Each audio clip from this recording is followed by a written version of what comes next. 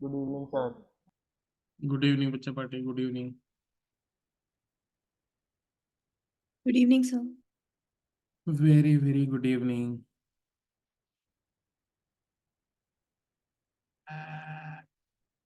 हाँ जी, अब आप बताओ, क्या कल जो क्वेश्चंस शेयर किए थे, did you attempt those questions और you could not, means you yes did? Sir, attempt. ठीक है, तो उसमें अगर किसी क्वेश्चन में डाउट है तो उसको डिस्कस कर सकते हैं अभी। 1 सेकेंड 1 सेकेंड, किसी बच्चे की कॉल आ रही है।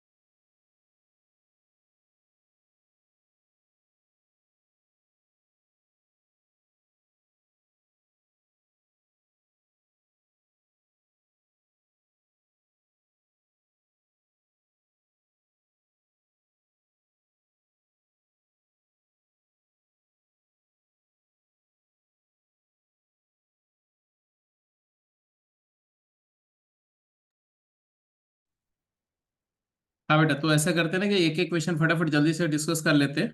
जिसका नहीं हुआ है फिर उसके बाद आगे कंटिन्यू करेंगे, और जो लोग कर चुके हैं उनको मैं पैरेलल क्वेश्चन दूंगा, वो करते रहेंगे। ठीक है, जैसे पहले क्वेश्चन से स्टार्ट करते हैं। इसमें तो कोई दिक्कत नहीं रही होगी किसी को? No sir. किसी भी बच्चे को इसमें कोई दिक्कत है इस क्वेश्चन के regarding? Don't hesitate to ask.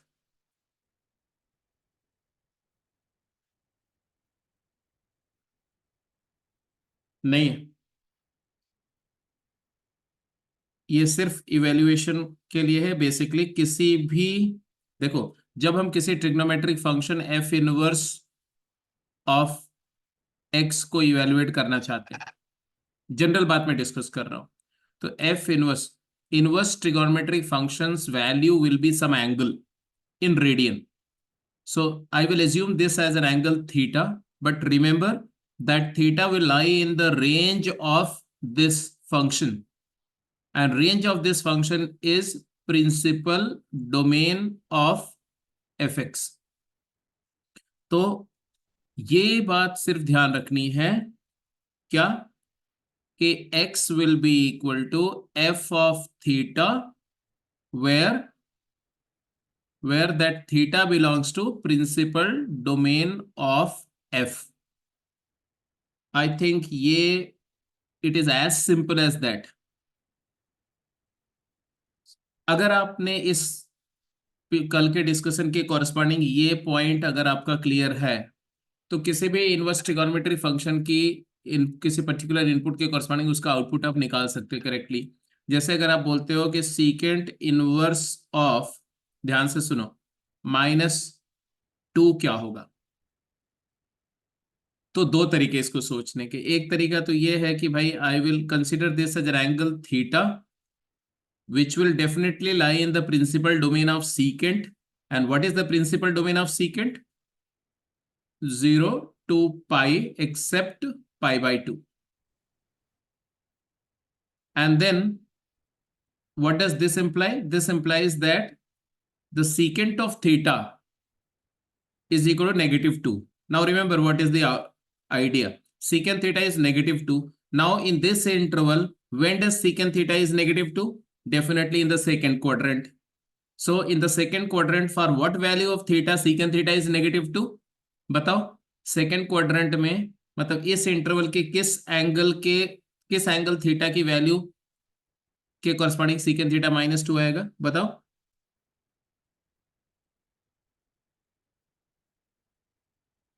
अरे भाई, अगर सीकेंट थीटा -2 मैं बोल रहा हूं तो थीटा क्या होगा? तो सीकेंट थीटा -2 का मतलब होता है cos theta -half. Cos theta -half, when does cos theta becomes -half?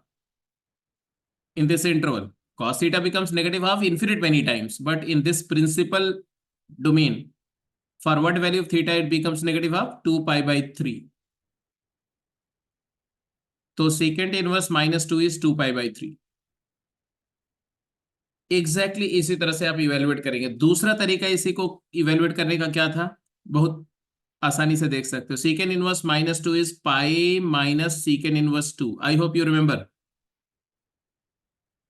And then secant inverse 2, for what angle the secant theta is 2?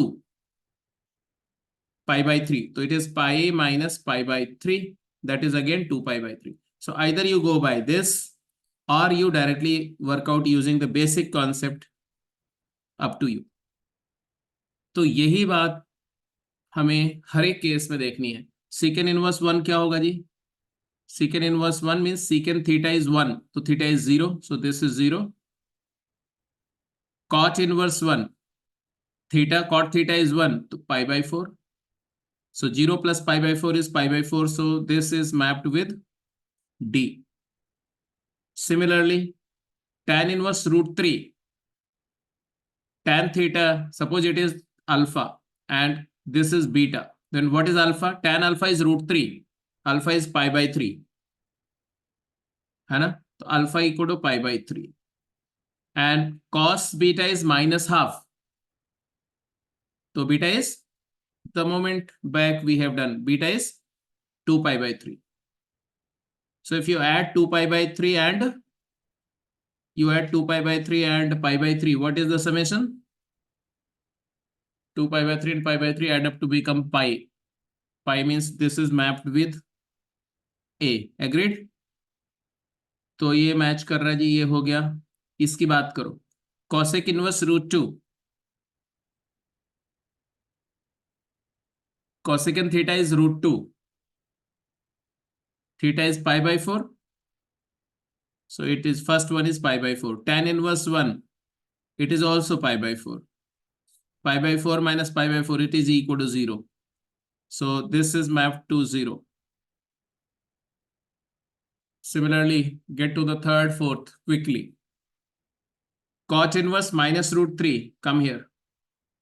Cot inverse minus root 3 is what? Pi minus cot inverse root 3 plus secant inverse 2. Secant inverse 2, already we have calculated here, pi by 3. So this one is pi by 3. And cot inverse root 3 is what? Which angle of cot is root 3? 30 degree. So it is pi minus pi by 6 plus pi by 3. So it is how much? 5 pi by 6 plus 2 pi by 6. It is 7 pi by 6. This maps to here. ये इससे match हो गया। ऐसे ही fifth and sixth, मतलब ये जो column matching का question आपको दिया गया, इसका पर्पस सिर्फ ये है कि आप इवेल्युएशन सीख जाओ, इवेल्युएशन की थोड़ी सी प्रैक्टिस हो जाए। इसका बताओ, चलो ये फिफ्थ वाला किससे मैच होगा बताओ? Secant inverse of minus 2 and cos inverse negative 1. Secant inverse minus 2 is what?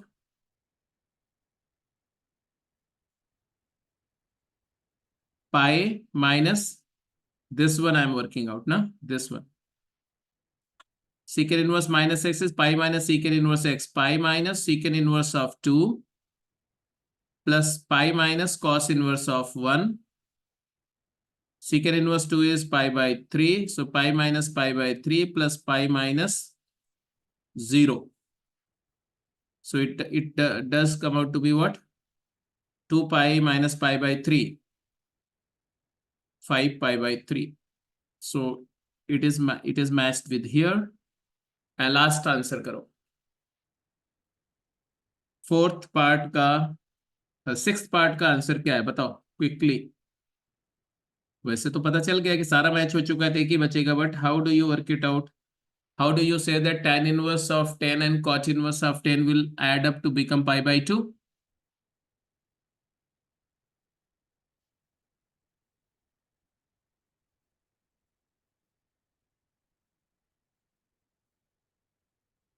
बोलो। Tangent inverse tan of, x will be cot 90 minus हाँ, x will add up to pi. yes, tan inverse x, if I consider tangent inverse of x as theta, then x is equal to tan theta. and tan theta is written as cot of pi by 2 minus theta, and therefore cot inverse x will become pi by 2 minus theta. So that is pi by 2 minus theta is tan inverse x. So I can just reverse interpret from here that tan inverse x and cot inverse x, when you add up, it is pi by 2. Moreover, you know that tan of theta is tan of 90 minus theta is cot theta. They are complementary function. So complementary at a complementary angle, their values are equal. And therefore, if this is an angle theta, then this will be its alpha, then this is its complementary angle pi by 2 minus alpha. Therefore, alpha alpha cancels and pi by 2 will be the resulting sum. तो ये हमेशा tan inverse x plus cot inverse x pi by 2. Similarly, sin inverse x plus cos inverse x also becomes pi by 2. So the complementary functions inverse trigonometric version will be always complementary angles. This is what you have verified from that. Now move to second question. So all these parts are done, or you have any issue with any one of these Done. parts? All done. और part में थोड़ा सा math नहीं कर रहा था I guess कौन से पार्ट में? सी पार्ट में सर सी Yes, पार्ट में. चलो सी पार्ट में क्या इश्यू आया होगा मैं समझ रहा हूँ. फर्स्ट ऑफ ऑल बेटा देखो, cosine inverse of negative x या cosine inverse of x varies between 0 to pi, right?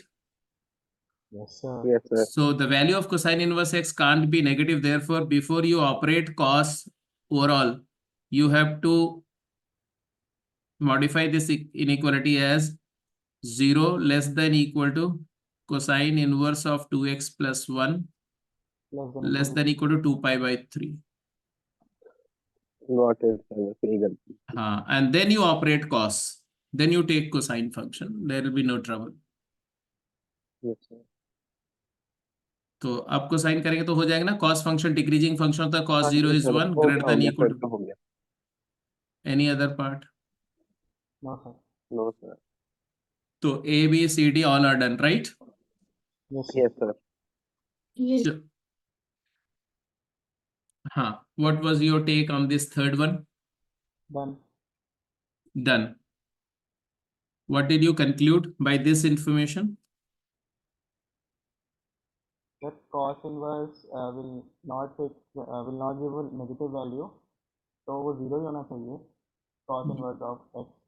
So Very this is right. x Cosine inverse x is always greater than or equal to 0. So all these terms will be positive or 0, but the summation of numbers are 0 or every number is positive or 0, so all of them has to be 0, right? Yes, sir. तो यहां से हम conclude करेंगे कि cosine inverse of x के will be 0 for all xk, where k can be anything, means, and cosine inverse की value 0 कब होती है? When One. that number is, when input is pi by 2, है ना, या 1? One. 1. हाँ, ये इनवर्स और फंक्शन को ध्यान रखना, कभी कभी उल्टा इंटरप्रिटेशन हो जाता है, पता नहीं चलता. एक्स के is equal to 1 because cos 0 is 1, so cos inverse 1 is 0. So xk is 1 and for all xk, for all k. And therefore this is actually sigma 1 where k varies 1 to 2n. So there are 2n number of terms, each term is 1, so answer is 2n. Similarly here, if you have already found what is sine inverse 1, this is sine inverse 1, that is Pi by 2. pi by 2, and this is tan inverse 1, that is Pi pi by by 4. So it is sigma of this where k varies 1 to n. So definitely it is equal to how much? 3n pi by 4. 3n pi by 4. Simple. So ये जो question था ये purely range पर base था. इसके previous जो problem थी वो basically increasing and decreasing behaviour पर बेस थी. उसके पहले वाली जो प्रॉब्लम थी वो simple evaluation of trigonometric function, inverse trigonometric function पर बेस थी.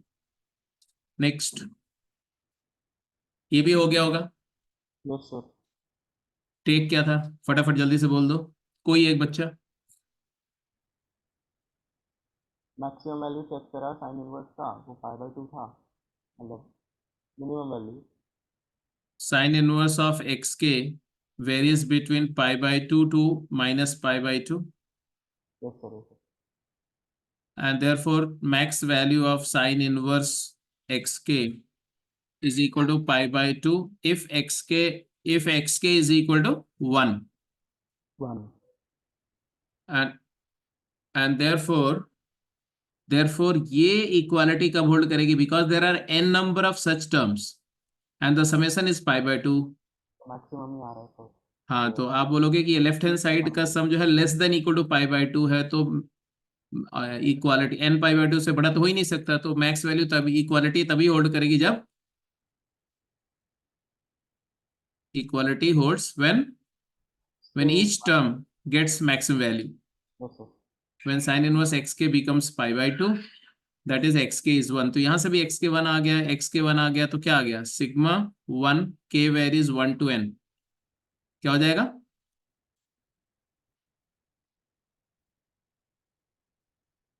बोलो क्या हो जाएगा ये। सर ये तो पूछा नहीं, वो कॉस इनवर्स का पूछा है क्वेश्चन। हाँ, cos इनवर्स का पूछा है ना, तो cos inverse 1, I am sorry, cos inverse 1 आ गया ये। What is cos inverse 1? 0। cos inverse 1 is 0, सो ये समेशन क्या आ जाएगा, 0। 0। तो ये भी हो गया। Go to the next question. Yes, 0 to pi आया था इसका open, 0 open to pi open.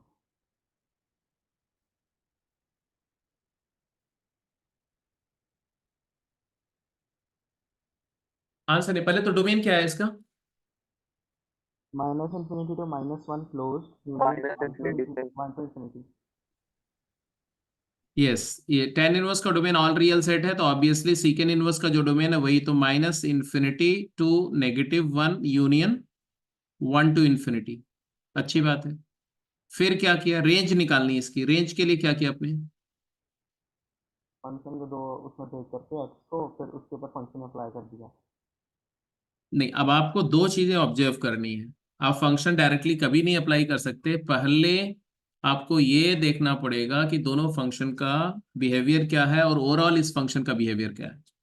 So what do you observe, tan inverse x, you know well that it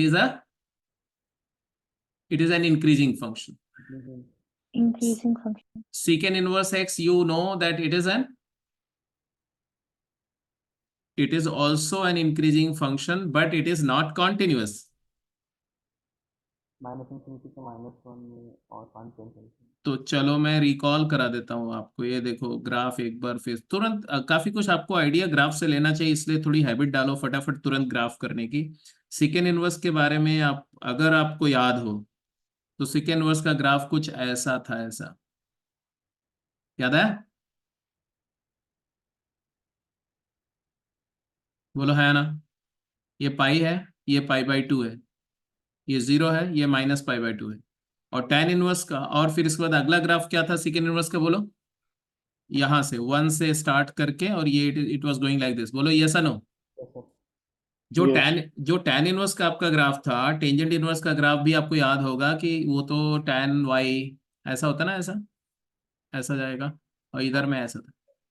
तो इन फंक्शन का नेचर तो इंक्रीजिंग ही है दोनों का, लेकिन सिर्फ प्रॉब्लम क्या है कि एक फंक्शन जो है वो कंटिन्यूअस है, दूसरा वाला डिस्कनेक्टेड है। हम कौन से डोमेन में बात कर रहे हैं, we are just talking of, continuous domain. हाँ, in this interval and this in this interval में, डोमेन वही है। That side and this side, not intermediate. तो ये बीच वाला पोर्शन को अपन डिलीट मार सकते हैं, है ना, यस सर। तो बीच वाले पोर्शन को सोचना ही नहीं, आप उसके बारे में भूल जाओ, ये पोर्शन tan का मेरे लिए नल एंड वाइड है, इसकी जरूरत ही नहीं। अब आप बताओ, दोनों की वैल्यूज को ऐड करोगे ना, तो क्या मैं बोल सकता हूं कि in this interval, in the first interval negative infinity to -1, both functions are increasing, yes sir. तो उनका समेशन भी इंक्रीजिंग Yes. फंक्शन हो गया। तो तो आप बोल सकते हो कि F x is increasing in the interval -∞ to -1. Agreed? Yes, sir. fx is increasing in the interval -∞ to -1, and therefore I would say that if -1 and -∞, if x varies in this interval, then f of -∞ less than f of x less than equal to f of -1. agreed? तो max value यहां मिलेगी, -1 पर max value मिलेगी और minimum value -∞ पर मिलेगी. -∞ पर value क्या होगी? वो तो लिमिटिंग वैल्यू होगी, लिमिट होगी. क्या आएगी लिमिटिंग वैल्यू बताओ? Secant inverse of -∞ plus tan inverse of -∞. Hello, Yes, sir. तो -∞ पर सीकेंट इनवर्स की वैल्यू क्या है? π/2 है, π/2 प्लस. और -∞ पर tan इनवर्स की वैल्यू क्या है? -π/2 प्लस.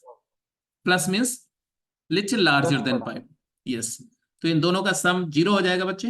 0 आ जाएगा, और दूसरी तरफ 3π/4 आ जाएगा. π/2 माइनस π/2 हो जाएगा, तो ये 0 हो जाएगा. पॉजिटिव 0 भी बोल सकते हो, है ना? और उधर में क्या है? π - π/4. हाँ जी, -1 पर वैल्यू सीकेंड इनवर्स -1 क्या होता है आपको पता ही है, पाई. और वो है कितना? -π/4. π/4.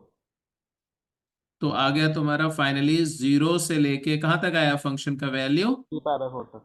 Very right, 3π/4. तो अब एक दूसरे पार्ट हमने term को वर्कआउट कर analyze लिया. करेंगे. This is the first subset of domain.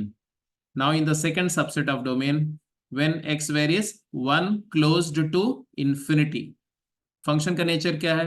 Both the functions are still increasing. So f of 1 less than equal to f of x less than f of infinity.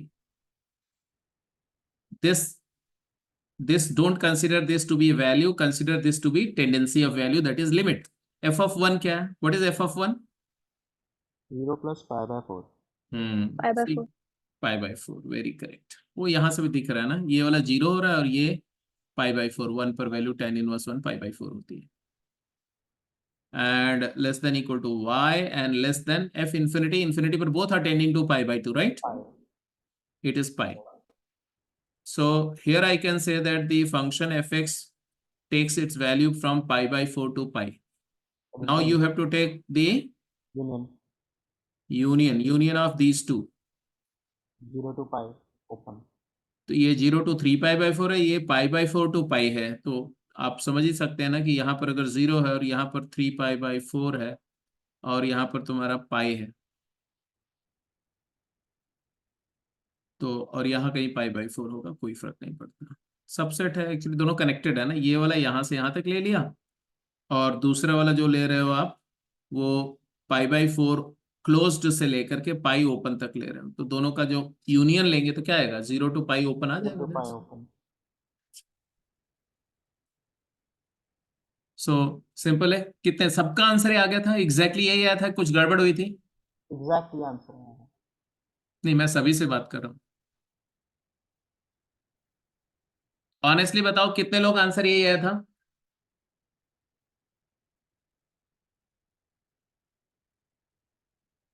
और दूसरा answer यही आया था, एक बात है, आपने पूरा इस तरह से प्रॉपरली एनालाइज किया था या कुछ मींस बिट्स एंड पीसेस में कि यहाँ वैल्यू निकाल ली, यहाँ निकाल ली, ऐसा कुछ करके किया था?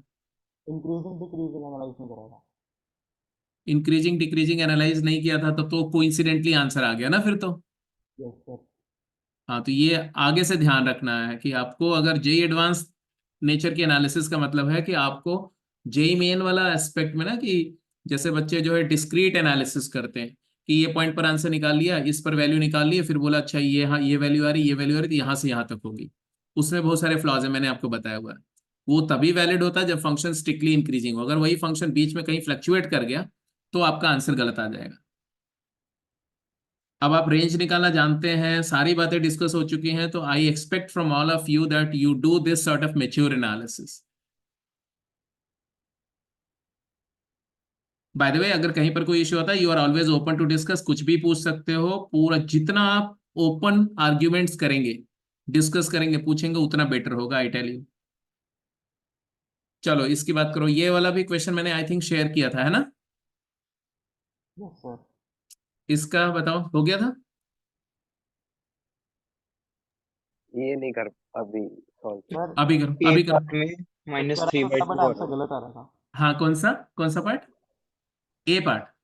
है। ए पार्ट यस। ए पार्ट में I would say that sine inverse x जो है तुम्हारा, उसको अगर मैं एक सब्स्टिट्यूट कर दूं another variable Y, so definitely keep in mind that y belongs to negative of pi by 2 to pi by 2, Yes, and then this inequality will convert to an algebraic inequality, and it is 2y square minus y minus 6 equal, not inequality, it is simple equation 0. I hope it can. -3/2 इसका valid solution होगा। हाँ -3/2 इसका valid solution होगा। हाँ, वो सब बात की बात है, पहले तो इसको फैक्टर कर दिया तो क्या आया फैक्टर बताओ? y + 3/2 2y plus 3 and y minus 2. 2y plus 3 into y minus 2. Agreed? And Yes, sir. therefore you got y minus 2 can't be 0 because y can't be 2. 2 doesn't lie in this interval. You can know that the range of y do not permit the value of y to go to up to. So this is never 0 and product is 0. Therefore, first factor has to be 0 and y gets the value -3/2. तो जब भी आप देखो, दो तीन बातें ध्यान रखो हमेशा। Whenever you are dealing with an equation of some function which is bounded, जैसे tan का इक्वेशन है, cot में इक्वेशन है, या ऐसा कोई log फंक्शन को लेके कोई इक्वेशन लिख रहे हो, तो बाउंडेड फंक्शंस नहीं है। अगर अनबाउंडेड फंक्शन है, ऑल रियल उसका रेंज है, तो ऐसे फंक्शन के इक्वेशंस को सॉल्व करते समय आपको कोई ट्रबल नहीं होती है। रीजन बीइंग कि उसमें कहीं पर डोमेन रिस्ट्रिक्शन या रेंज की रिस्ट्रिक्शन नहीं है। बट जब आप बाउंडेड फंक्शन यूज कर रहे होते हो, मतलब उस फंक्शन की रेंज लिमिटेड है, रेस्ट्रिक्टेड रेंज है, तो जब उसको सब्स्टिट्यूट करके अलजेब्राइक इक्वेशन में कन्वर्ट करेंगे, अलजेब्राइक इक्वेशन में पॉलिनोमियल में एक्सप्रेशन का वैल्यू कुछ भी आ सकता है, तो हमेशा उसका रेंज के साथ मैप करके देखना पड़ेगा। इसका हमेशा ध्यान रखना है।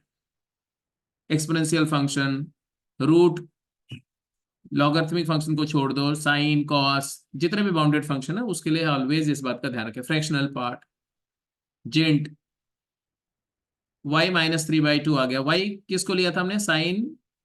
साइन इनवर्स x को लिया था बेटा। Sine inverse of x is equal to -3/2। Is it possible? Yes, because -3/2 is -1.5, and this is a subset of this. This is an element of this, no? π/2 होता है 1.57, तो इससे -1.57 से बड़ा है, इस इंटरवल में है, तो x क्या हो जाएगा? x is equal to, hello, sin of -3/2। yes, sine of -3/2, because sine an odd function, so you can write minus of sine of 3/2. Here 3/2 is a angle in radian.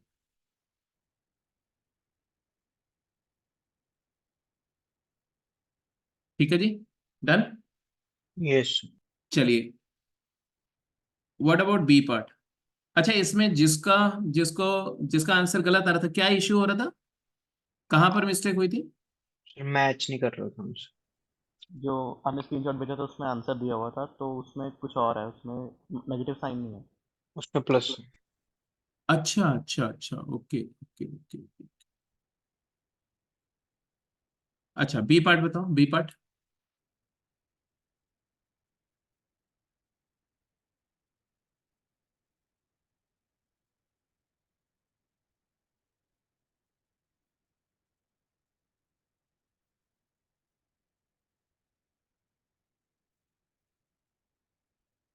पर इसका भी answer match नहीं कर रहा है। एक answer, I don't mind what is answer. Answer match किया नहीं मैच किया, मेरा पॉइंट ये है कि आप कैसे कैसे इसको प्रोसेस किए, ये मुझे बताओ। अगर आपको दिया गया कि इस फंक्शन की रेंज निकालो, तो आपका क्या, कैसा अप्रोच होगा, ये मुझे बताओ। मैं उस पर कंसर्न, मेरे को कोई फर्क नहीं पड़ता। आंसर नहीं आया, आज नहीं आ रहा है, कल आने लगेगा। आंसर मैच नहीं कर रहा है, हो सकता है आंसर ही गलत हो, आप सही कर रहे हो। पर इसमें कंपोजिशन करा था पूरा। आपको नहीं लगता कि अगर मेरे को, बिकॉज tan इनवर्स तो इंक्रीजिंग फंक्शन है, और जब आप इंक्रीजिंग फंक्शन कंपोज करते हैं, whenever you compose an increasing function over some other function, तो वो क्या करता है, वो रेंज को कॉरस्पॉन्डिंगली मैप करता है, क्योंकि जब ये इंक्रीज करेगा तो ये पूरा फंक्शन भी इंक्रीज करेगा, जब ये डिक्रीज करेगा तो पूरा फंक्शन डिक्रीज करेगा, जब ये मैक्सिमम होगा तो ये पूरा फंक्शन मैक्स होगा, जब ये मिनिमम होगा तो पूरा मिनिमम होगा। यही होता है ना इंक्रीजिंग फंक्शन में। Yes sir. तो अगर इस बात का आप ध्यान रख रहे हैं तो हमें, हमारा प्राइम कंसर्न क्या होना चाहिए? Our concern has to be to figure out the range of this function. ये एक लीनियर रैशनल फंक्शन है, इसकी रेंज आप फटाफट निकाल सकते हैं अगर मेरे को दिया रहता है कि इसकी नेचुरल रेंज बताओ। बट यहाँ नेचुरल रेंज मतलब इसका नेचुरल डोमेन में रेंज बताओ। यहाँ पर प्रॉब्लम क्या है, इसका डोमेन रिस्ट्रिक्टेड है और मुझे इसकी रेंज चाहिए। कोई बताएगा कि कैसे निकालेंगे? यूजुअली बच्चे क्या करते हैं, 0 पुट किया, आंसर 1 आ गया, 1 पुट किया, 0 आ गया, बोल दिया आंसर 0 to 1। कई बार ये सही भी हो सकता है, बट क्या ये सही तरीका है? नहीं सर, इसके लिए इस फंक्शन इस इस इस प्रोसेस में फ्लॉ क्या है? मिनिमम इनपुट दिया, कुछ आउटपुट आया, मैक्स इनपुट दिया, कुछ आउटपुट आया। मैंने बोला जब एक्स की वैल्यू यहां से यहां जा रही है तो फंक्शन का आउटपुट भी वहां से वहां वेरी करेगा। इस प्रोसेस में फ्लॉ, टेक्निकल या मैथमेटिकल फ्लॉ क्या है? ये तभी वैलिड होगा जब हमारा फंक्शन इस पूरे इंटरवल में क्या हो, कंटिन्यूस हो। मोनोटोनिक हो, कॉन्टिन्यूअस भी और मोनोटोनिक भी, इंक्रीज कर रहा हो या डिक्रीज कर रहा हो। क्योंकि अगर फंक्शन इंक्रीज कर रहा है, समझो मेरी बात को, यहां से यहां तक अगर कोई फंक्शन इंक्रीज कर रहा है तो क्या होगा? लीस्ट इनपुट पर लीस्ट आउटपुट और ग्रेटेस्ट इनपुट पर ग्रेटेस्ट आउटपुट। तो वो यहां से यहां तक सारी फंक्शन की वैल्यू ले लेगा, ये पूरी सारी वैल्यूज कवर करेगा। अगर ये वैल्यू स्मॉल m है और ये कैपिटल M है तो आंसर, उसका रेंज आप बोल सकते हो स्मॉल m से कैपिटल M, प्रोवाइडेड कॉन्टिन्यूटी भी हो। ठीक है, तो यहां पर दो बातों का कंसर्न है, कॉन्टिन्यूटी और मोनोटोनिसिटी। अच्छा, अगर यही फंक्शन डिक्रीजिंग होता तो भी हमारा आंसर धक्के से सही आ जाता, क्योंकि लीस्ट इनपुट की वैल्यू मैक्स हो जाती और ये वाली वैल्यू मिनिमम आ जाएगी।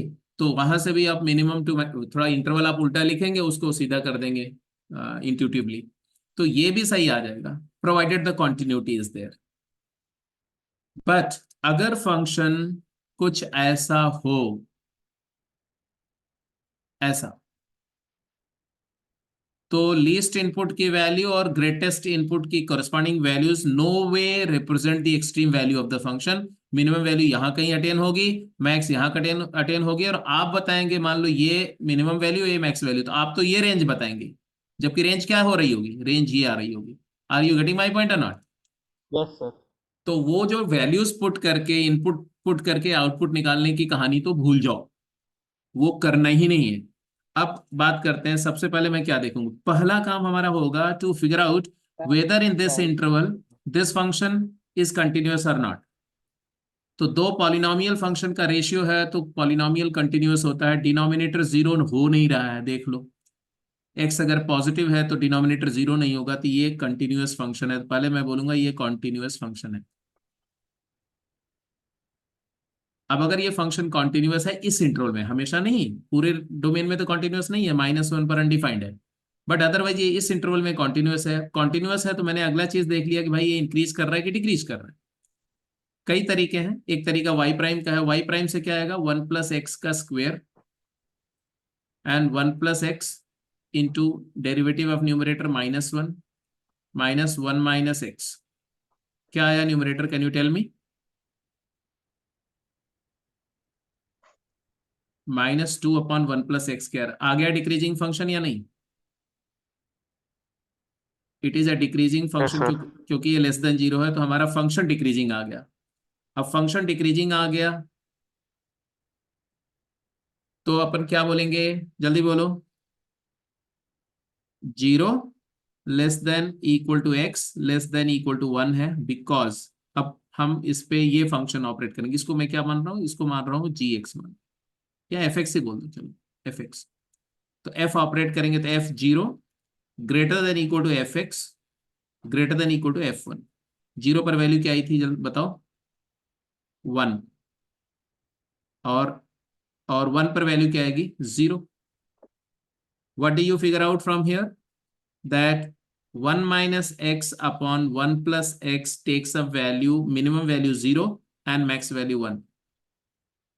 अब देखो, पुट 0 और 1 पुट करके भी आपका आंसर धक्के से वही आ रहा था, बट वो प्रोसीजर गलत है, क्योंकि थोड़ा सा चेंज करूंगा फंक्शन के साथ में तो वो सब इनवैलिड हो जाएगा। अब इसके बाद क्या करेंगे, tan इनवर्स ऑपरेट करो। tan inverse is increasing function, take tan inverse on this side, operate tan inverse of 0 less than equal to tan inverse of 1 minus x over 1 plus x less than equal to tan inverse 1. Now tell me the answer. What is tan inverse 0? 0. 0. And tan inverse 1? 5/4. So your answer comes out to be fx, range of fx is equal to what? 0 close से लेके 5/4.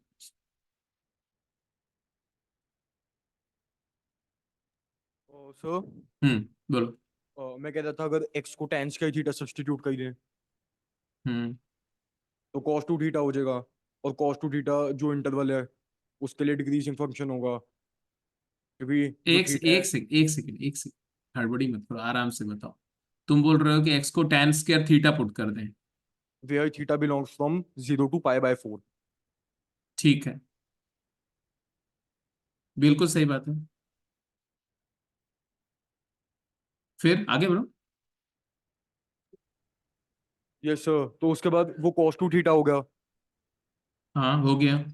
और तो जो theta होगा वो मतलब 0 से 90 हो गया, और 0 से 90 के इंटरवल में जो cos थीटा है वो डिक्रीजिंग फंक्शन है। तो अगर फंक्शन डिक्रीजिंग है तो वहां से हम कह सकते हैं कि जो मैक्सिमम और मिनिमम वैल्यूज होंगी वो 0 और 1 पे एग्जिस्ट करेंगी। अब इसमें बहुत सारे पॉइंट हैं जो अगर पहले से चीजें करी हुई हैं तो आप डेफिनेटली ये सारा इंटरप्रिटेशन कर सकते हो, अदरवाइज नहीं। जैसे कि आपने बोला कि x को tan स्क्वायर थीटा पुट करेंगे, है ना। Yes sir.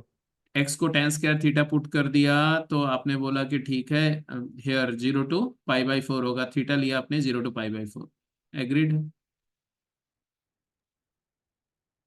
और फिर आपने यहाँ लिख दिया it is tan inverse of 1 minus tan square by 1 plus tan square is cos 2 theta, right. Yes sir. tan inverse cos 2 theta को सिंप्लीफाई करने का क्या तरीका है, ये बताओ मुझे पहले। सर मतलब ये मुझे नहीं पता।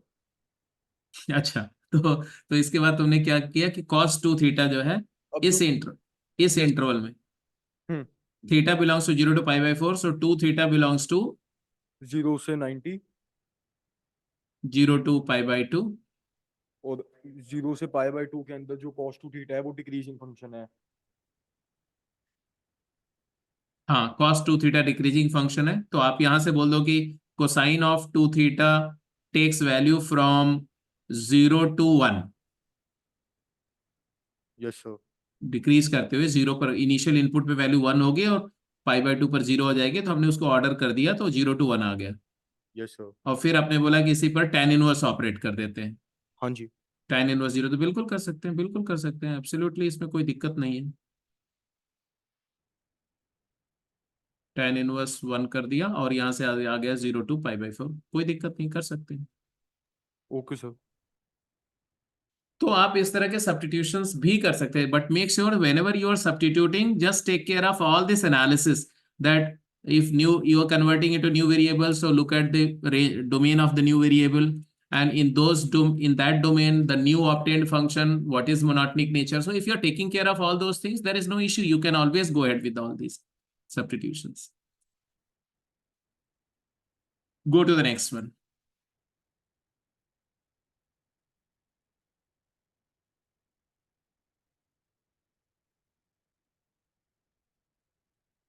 तो अभी हम लोग बेसिकली पर्पसफुली क्या कर रहे हैं कि जो जो कॉन्सेप्ट आपने पिछली क्लास में लर्न किया वो सब पर अपने आप को थोड़ा कंफर्टेबल बना रहे हैं।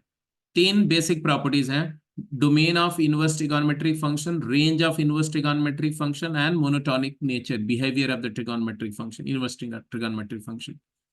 इनइक्वालिटी जितनी भी आएगी वहां पर मोनोटोनिक बिहेवियर का ध्यान रखना पड़ेगा। और जहां कहीं भी बाउंडेडनेस की बात आएगी, रेंज निकालना है, डोमेन निकालना है, तो रेंज और डोमेन रिस्पेक्टिवली देखेंगे। अब ये सारे फंक्शन की रेंज निकालनी है, फटाफट बोलते जाओ।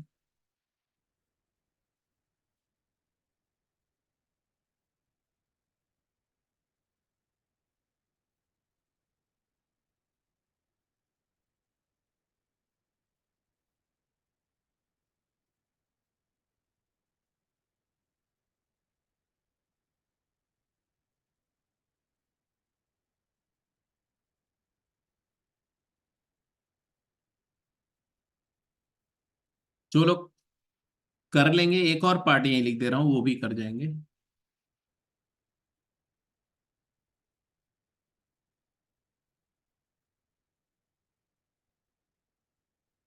One second, not this way.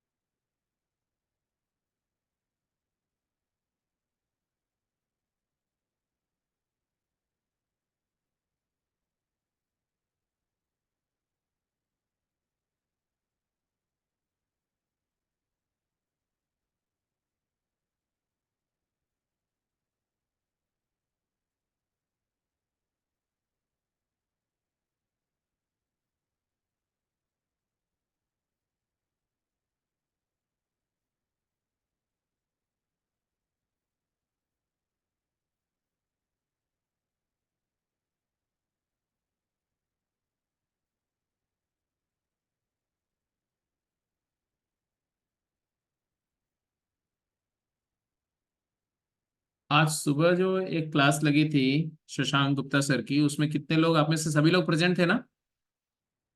Yes sir, वो लगाई थी। Yes sir. Yes, sir. Sir अगर कोई बच्चा एब्सेंट रहा हो तो मुझे बता देना, मैं उस लेक्चर शेयर कर दूंगा आप लोगों को। सर मैं एब्सेंट था। कौन सा? ठीक है, मैं शेयर करवा दूंगा। सर वो उनकी क्लास एक्चुअली कब तक चली थी? बिकॉज जैसे 9:30 तो हमारी फिजिक्स की शुरू हो गई थी, तो बट वो उसके बाद भी आई थिंक पढ़ाते रहे थे। सर मेरे को रिकॉर्डिंग चाहिए था। हाँ, दिलवा देंगे, दिलवा देंगे, डोंट वरी। ओके वो सर। अभी कल लिमिट्स की क्लासेस जितनी चल रही हैं वो कंप्लीट कर देंगे, तो कल शायद आपकी उनकी क्लास हम लोग इवनिंग में शेड्यूल करेंगे, डोंट वरी। बस आपका फीडबैक थोड़ा सा चाहिए। आप मतलब कि वैसे तो पढ़ाते बहुत अच्छे टीचर हैं, बहुत अच्छे फैकल्टी हैं, हमारे सिस्टम के ही पार्ट हैं।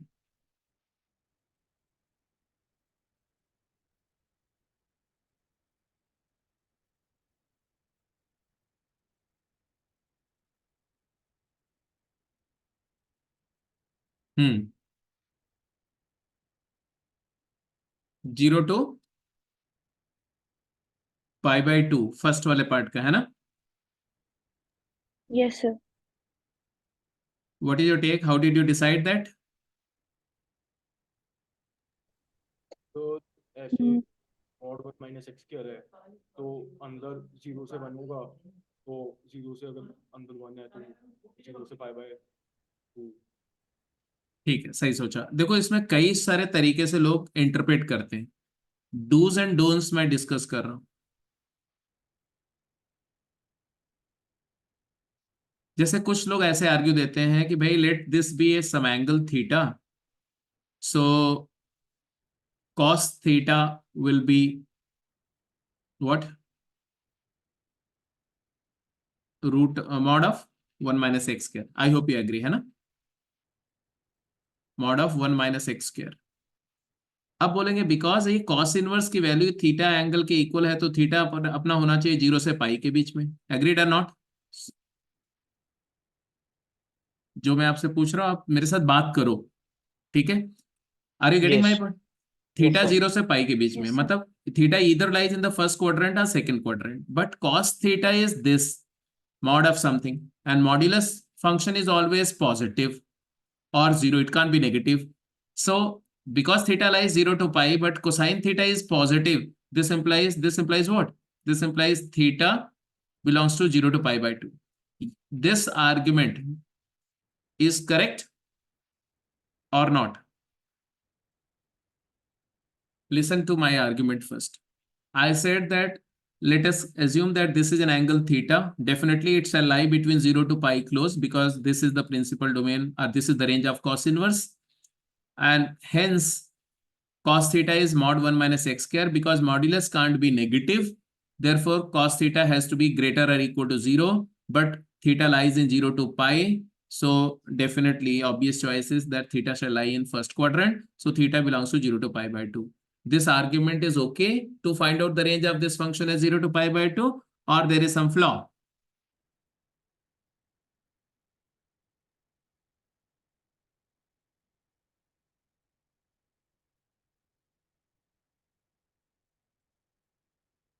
बोलो.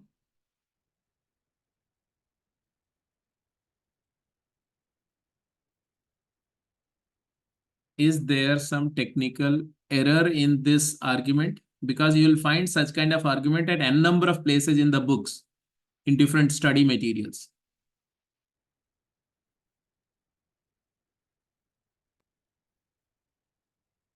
How many of you are convinced with this argument?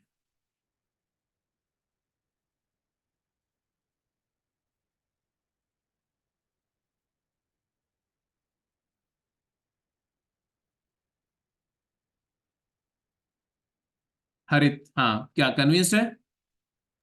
Yes. कोई Sir? बच्चा हाँ बोलो. सर कोई प्रॉब्लम मिल तो रही है अभी.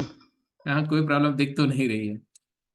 सर इस केस में वर्क कर रहा है, बट ये है कि अगर वो क्वाड्रेटिक एक्सप्रेशन एक्चुअली किसी और रेंज में हुआ तो कुछ प्रॉब्लम हो सकती हाँ देखो, ये बेशक ये पॉजिटिव है, इस ये बात तो बिल्कुल सही है. बट मान लो इसकी वैल्यू जो है वो 0, यहाँ तो अभी इसकी वैल्यू क्या, 1 माइनस एक्स स्क्वायर मॉड की वैल्यू क्या होती है बताओ? Mod of 1 minus x square की वैल्यू क्या होती है?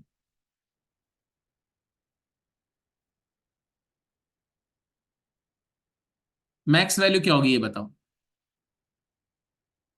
है। मैक्स वैल्यू तो इसकी इन्फिनिटी इंफिनिटी हो जाएगी. मैक्स वैल्यू इन्फिनिटी हो रहा है, इसकी है ना? 0 to infinity होगी. हाँ, तो ये 0 टू इन्फिनिटी हो रहा है, तो 0 टू इन्फिनिटी अगर कोई वैल्यू जा रही है तो ऑब्वियसली वो 0 से 1 वाली वैल्यू सारी ले रहा है. मानते हो इस बात को? Yes sir. लेकिन Yes, sir. अगर मान लो इसी की जगह पर कोई ऐसा फंक्शन होता कि ये वैल्यू 0 से 1 के बजाय 0 से हाफ तक ही जाती, तो पहले क्वाड्रेटिक की रेंज निकालते फिर मॉड्यूलस ऑपरेट करते. Yes yes yes yes yes. और अगर ये वैल्यू 1 तक नहीं जाती, हाफ टू 1 होती, तो बहुत सारी पॉसिबिलिटीज है ना. 0 नहीं पॉसिबल होती इसकी वैल्यू, मान लो ये हाफ टू 1 होता, उस केस में दिक्कत होती कि नहीं होती? आप बोलो कॉस थीटा 0 टू हाफ है, तो क्या आप बोलोगे theta belongs to 0 to pi by 2? अगर कॉस थीटा की वैल्यू 0 से हाफ है तो थीटा, और तो देखो, ये देखो कॉस का ग्राफ ऐसा होता है, ऐसा. और आप बोल रहे हो कि कॉस थीटा की वैल्यू 0 से हाफ है. 0 से हाफ है मतलब यहां से लेकर के यहीं तक वैल्यू होती नहीं है. तो क्या होता है आंसर? पाई बाई 3 से लेके पाई बाई 2. तो आप 0 टू पाई बाई 2 तो रेंज नहीं बोलते ना, तब आपका रेंज हो जाता पाई बाई 3 से पाई बाई 2. ऐसे कॉस थीटा अगर हाफ टू 1 होता तो आंसर आ जाता क्या? 0 टू पाई बाई 3. तो ये कोइंसिडेंटली इस केस के लिए वैलिड है. तो आपको कैसे सोचना चाहिए? सोचना चाहिए पहले आप क्वाड्रेटिक की क्या निकालेंगे? रेंज निकालेंगे. आप प्रॉपर इसकी रेंज निकालो, इस वाले फंक्शन की, इसकी. तो 1 माइनस एक्स स्क्वायर की रेंज क्या होगी? 1 minus x square varies from, अरे कॉस इनवर्स को डिफाइन होने के लिए 1 माइनस एक्स स्क्वायर कहां से कहां तक लाई करेगा? 1 माइनस एक्स स्क्वायर या mod of 1 minus x square lie करेगा 0 से लेके मैक्सिमम कहां तक? 1 तक ही होना चाहिए ना, क्योंकि अगर 1 से Yes, बड़ा sir. हुआ तो कॉस इनवर्स डिफाइंड ही नहीं होगा. If x belongs to domain of function, and therefore cos inverse operate करेंगे अब, तो cos inverse of 0 greater than equal to cos inverse of 1 minus x square greater than equal to cos inverse of 1. Cos inverse 0 is pi by 2, and this is y, this is 0, so y belongs to 0 to pi by 2.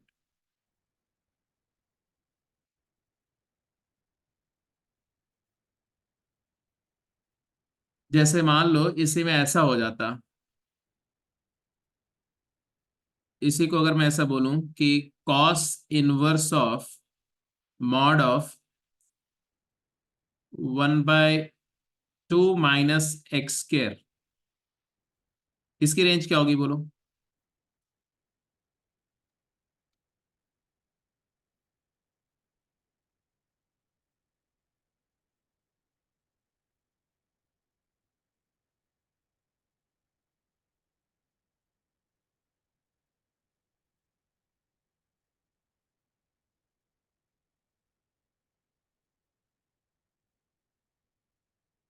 फटाफट।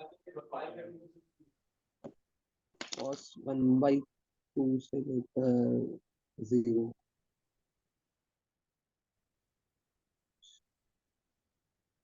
हाँ बोलो बोलो फटाफट बोलो, दोनों की range बताओ, इसकी रेंज बताओ क्या होगी? π/2 से 60।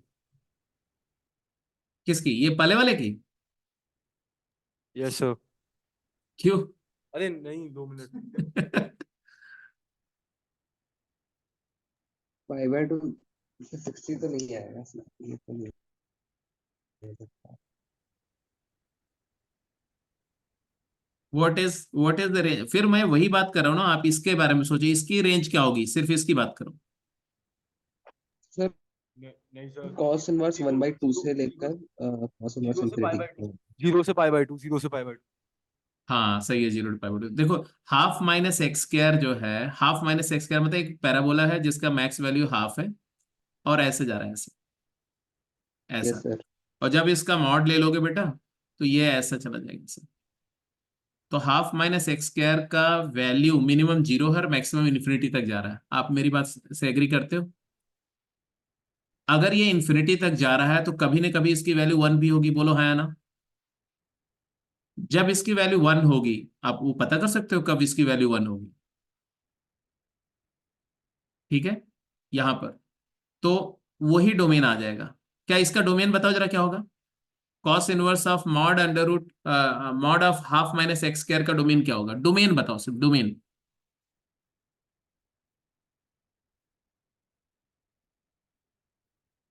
तो कॉस इनवर्स 1 के बियॉन्ड डिफाइंड नहीं है, तो इसकी वैल्यू 1 कब होगी ये बताओ? +-1/√2 है। हाँ कितना?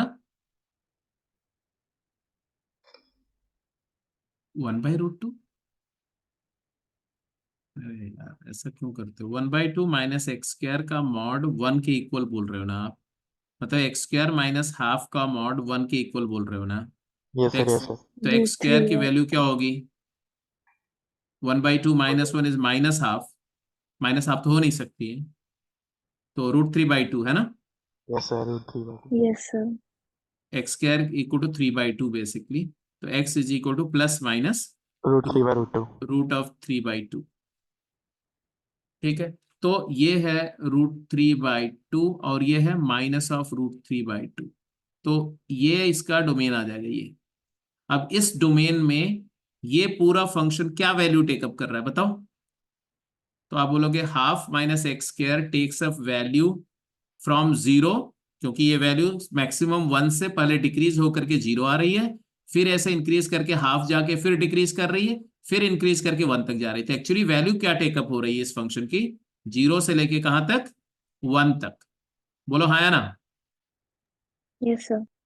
अब ये फंक्शन 0 से 1 वैल्यू ले रहा है और इसी का कॉस इनवर्स ले रहे हो, तो ऑब्वियस सी बात है कि कॉस इनवर्स 0 क्या होता है? π/2 greater than equal to cos inverse of this function and greater than equal to cos inverse 1। तो आंसर वही आ गया, 0 to π/2। एग्रीड? Yes sir. अब इसका बात बताओ, ये थोड़ा सा डिफरेंट मैंने किया, जल्दी बोलो। 5/6 से 5/2। हाँ यहाँ बिल्कुल क्लियर है कि इस फंक्शन की मिनिमम वैल्यू क्या है। तो √3/2 plus x square, max value तो इन्फिनिटी होगी but minimum value will B √3/2। √3/2। और मैक्स वैल्यू कहाँ तक जाएगी? 1 तक, 1। अंडर द डोमेन रिस्ट्रिक्शन, क्योंकि 1 से बड़ा होगा तो कॉस इनवर्स डिफाइन ही नहीं होगा। अंडर द डोमेन रिस्ट्रिक्शन मतलब समझ रहे हो क्या, मैं इसका मीनिंग क्या है जो मैं लिख रहा हूं यहाँ पर? With in the domain restriction का क्या मतलब है?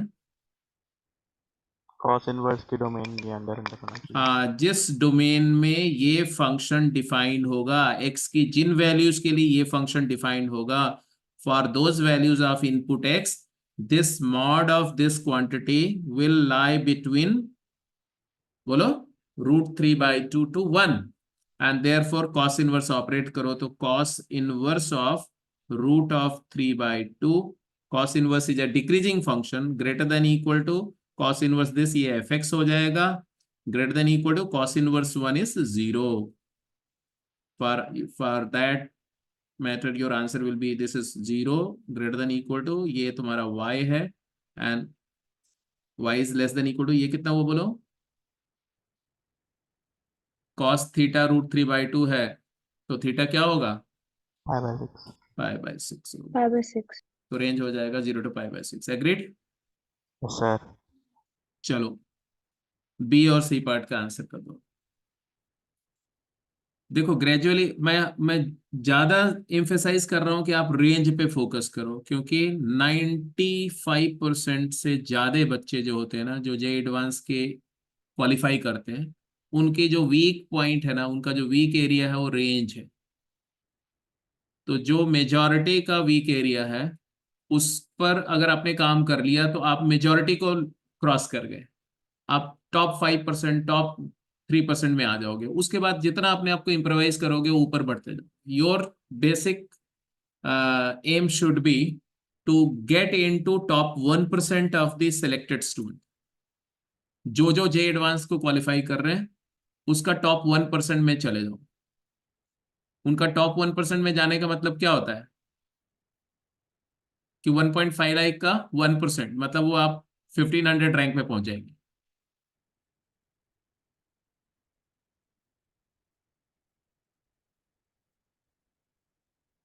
It is तो easily बी वाले doable। पास 0 to 0 pi आ रहा है. 0 to pi। 0 to pi, क्या आर्ग्यूमेंट दो, बताओ क्या किया। +1 -1, तो 1 - x - 1 का होल स्क्वायर, और तो वो फिर वहां से जो अंदर वाला एक्सप्रेशन है -1 से 1 का हो जाता है, तो पूरा प्रिंसिपल डोमेन कैरी ऑन होता है, तो 0 to pi। तो ये इंटरवल को इन्होंने इलैबोरेट किया, x² - 2x + 1 - 1 किया, तो बेसिकली ही figured out that this is 1 - x - 1 whole square.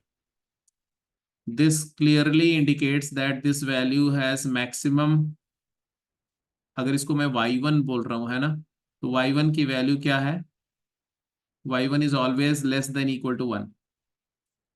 अब लेस देन इक्वल टू 1 का मतलब क्या है कि -∞ से 1 तक ये सारी वैल्यू टेकअप कर सकता है, बट परमिसिबल वैल्यू क्या है, कॉस इनवर्स इस पे ऑपरेट होना है। इसका मतलब है कि विद इन डोमेन रिस्ट्रिक्शन, हालांकि डोमेन निकालने के लिए बोला नहीं गया है तो हम निकाल भी नहीं रहे, हम सिर्फ ये बोल दे रहे हैं कि डोमेन रिस्ट्रिक्शन में अगर हम वर्कआउट करेंगे तो I will consider that 1 - x - 1 का whole square lies between -1 to 1। मानते हो कि नहीं मानते हो?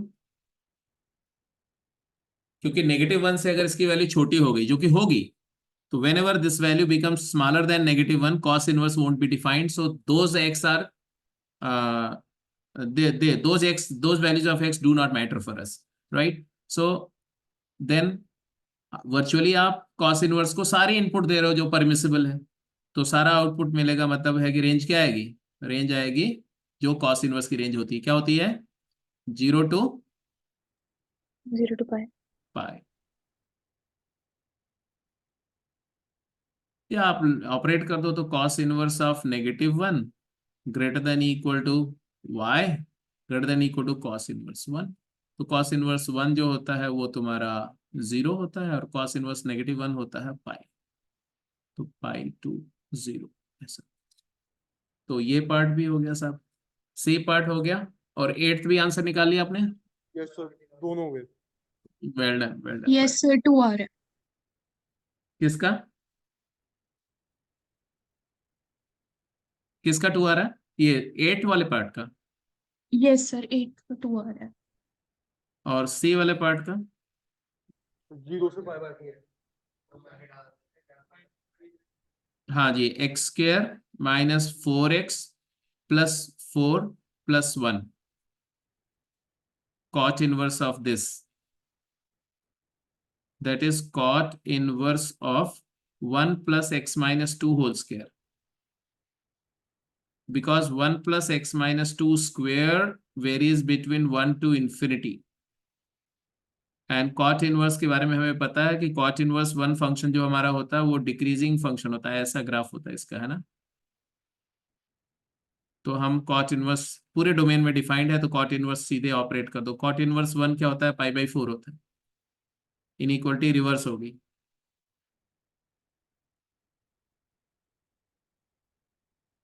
कॉट इनवर्स इन्फिनिटी क्या होगा, इन्फिनिटी पर कॉट इनवर्स की वैल्यू क्या होती है, 0, 0 क्योंकि कॉट 0 इन्फिनिटी होता है ना, कॉट इनवर्स इन्फिनिटी 0 हो जाएगा। कॉट इनवर्स 1 हो गया पाई/4 और ये हो गया 0। तो y बिलोंग्स टू बोलो 0 to 0 ओपन टू पाई/4 क्लोज। एग्रीड। Yes sir. यहाँ पर ओपन क्लोज का बहुत ध्यान रखना, बहुत ही डेलिकेटली प्रॉब्लम फ्रेम करी जाती है जेई एडवांस में। Open interval and close interval पे अगर आपकी मिस्टेक होती है तो it will be share negligence, it will be totally और फुलिशनेस। क्योंकि कोई इंटरवल कहीं पर ओपन है क्लोज है, वो आपको अगर मान लो आप नहीं ध्यान दिया तो कम से कम क्रॉस चेक कर सकते हो, 0 सेटिस्फाई कर रहा है कि नहीं कर रहा है देख सकते हो, ऐसा करके देख सकते हो, चेक कर सकते हो। आगे चलो। 8th पार्ट में आपने आंसर क्या दिया था, 2। Yes sir. क्या टेक है आपका, ln of cos inverse x है।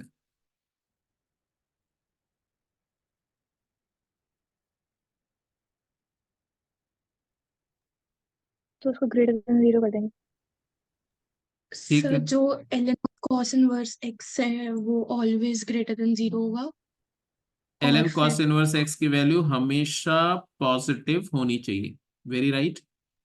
अब हम दोनों तरफ अगर ln ऑपरेट कर देंगे उसको 0 को ln 1 लिख देंगे। हाँ, इसको आप 0 को नेचुरल लॉग ln 1 लिख दिया, और ln फंक्शन तुम्हारा जो है वो इंक्रीजिंग फंक्शन है क्योंकि इसका बेस ही है 1 से बड़ा। तो आप बोलेंगे यहां से कि cos inverse x will be greater then 1। 1 है। Very right. cos इनवर्स 1 से बड़ा है, बट cos इनवर्स का अपर बाउंड क्या है, it can't be greater than pi, less than equal to pi, है ना। Yes sir. तो यहां से आपको मिल रहा है कि cos inverse of x varies from 1 to pi, 1 open and pi closed. Then next step will be x के बारे में, तो cos ऑपरेट करेंगे इस पूरे इंटरवल में। cos फंक्शन डिक्रीजिंग फंक्शन है, ये आ गया तुम्हारा कोसाइन ऑफ 1, बोलो greater than x greater than equal to cos पाई। व्हाट इज cos पाई,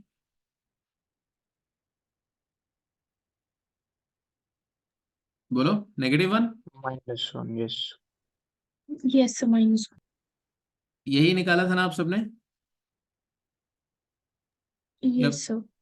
चलो यही निकाला था तो एब्सोल्युटली कोई दिक्कत नहीं है।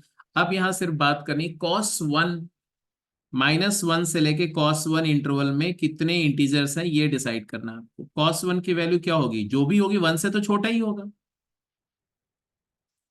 क्योंकि cos of anything can't be greater then 1। cos 1 radian, 1 radian approximately क्या होता है, 57.67। हाँ 57 डिग्री। हाँ, तो मतलब 60 डिग्री पर वैल्यू होती है हाफ, तो ये हाफ के नियर अबाउट कुछ होगा, -1 से हाफ। इसमें क्या इंटरवल इंटीजर वैल्यूज क्या है, एक तो -1 है, एक 0 है। 0 है। These are the only two values. That's it. I hope it's okay. Fine. चलो जी, अब ये क्वेश्चन का आंसर करो। ये क्वेश्चन आई थिंक आपको मैंने शेयर नहीं किया था ना उस समय।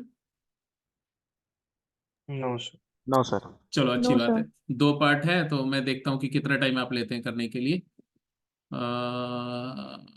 Comfortably I give you 4 minutes, 5 minutes। बिल्कुल सही आंसर आना चाहिए, ध्यान से करना। अच्छा क्वेश्चन है ये, दोनों पार्ट ठीक है। Relatively A part is better than the B part.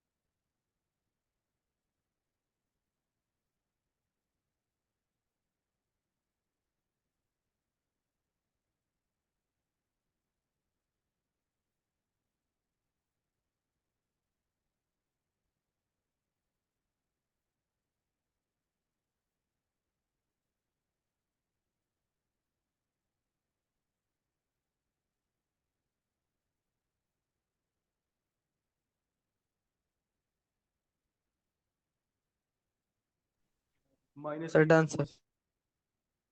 Hmm. Sir पहले का -3/4 से बना। पहले का क्या बोला? माइनस -3/4 से बन। -3/4 से लेके 1 तक। Yes sir. And what about the other part?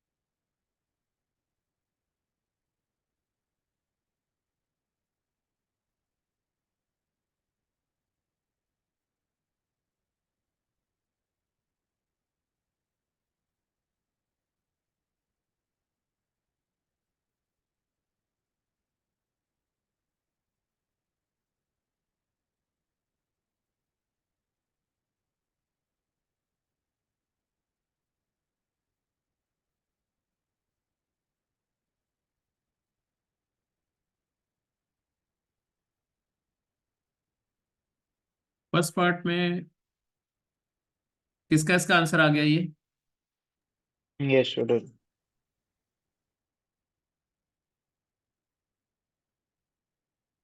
प्रथम तुम्हारा आया, और किसका आया? अरे अच्छा। हरित आ गया, और किसी का आया बेटा? सर फर्स्ट अपन का पार्ट। भी हो अपन का भी हो गया। ग्रेट, प्रांशु का भी होगा। और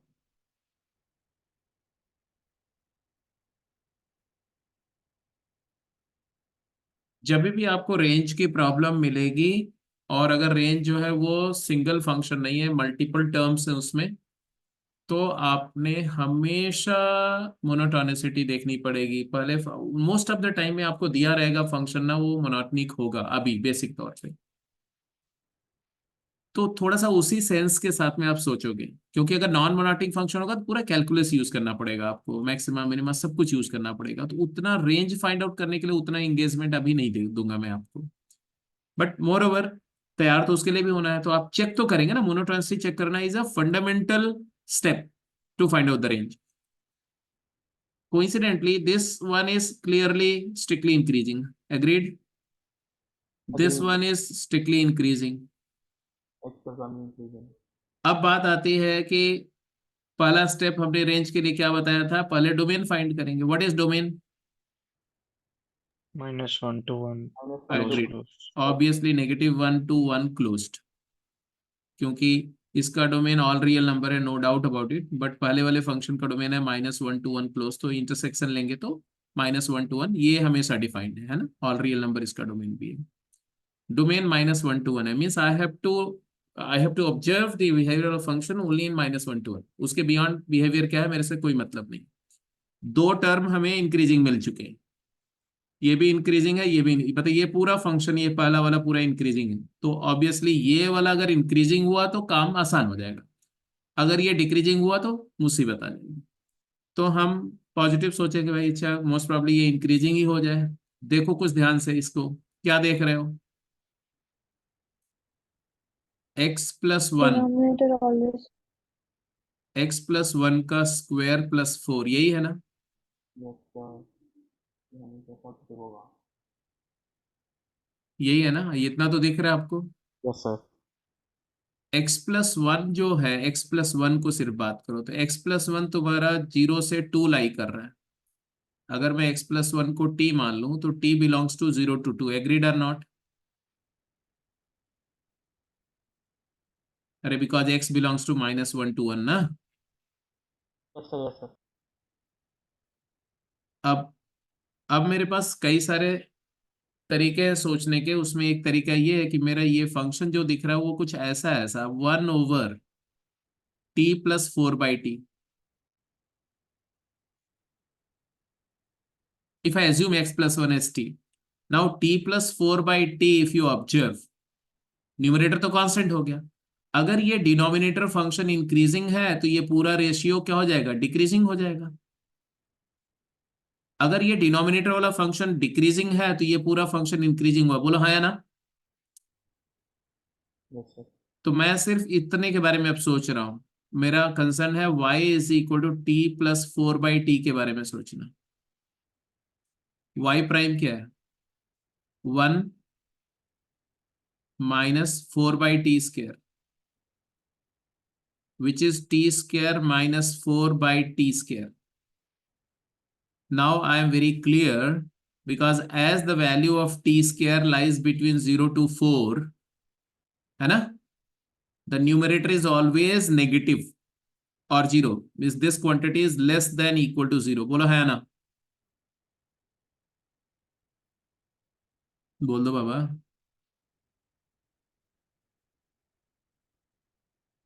अरे यार बता दो ना। Yes. अरे t² की वैल्यू 4 से छोटी है तो t² - 4 क्या होगा? नेगेटिव होगा या 0 होगा? डिनोमिनेटर तो हमेशा पॉजिटिव है।